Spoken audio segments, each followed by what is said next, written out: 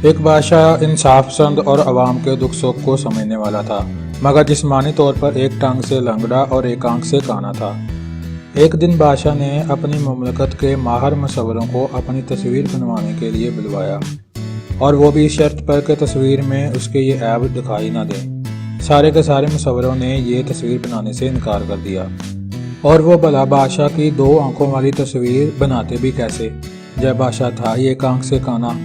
اور وہ کیسے اسے 2 ٹانگوں پر کھڑا ہوا دکھاتے جبکہ وہ ایک ٹانگ سے بھی لنگڑا تھا؟ لیکن اس اجتماعی انکار میں ایک مصور نے کہا، بادشاہ سلامت، میں بناؤں گا آپ کی تصویر۔ اور جب تصویر تیار ہوئی تو اپنی خوبصورتی میں ایک مثال اور شاہکار تھی۔ وہ کیسے؟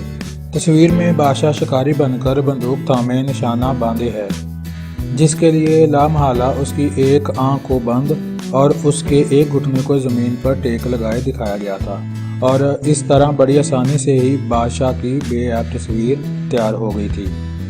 کیوں نہ ہم بھی اسی طرح دوسروں کی بے عیب تصویر بنا لیا کریں، خواہ ان کے عیب کتنے ہی واضح ہی نظر آ رہے ہوں، اور کیوں نہ جب لوگوں کی تصویر دوسروں کے سامنے پیش کیا کریں ان کے عیبوں کی پردہ پوشی کر لیا کریں۔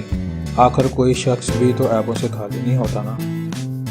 کیوں نہ ہم اپنی اور دوسروں کی مثبت اطراف کو اجاگر کریں اور منفی اطراف کو چھوڑ دیں، اپنی اور دوسروں کی خوشیوں کے لیے۔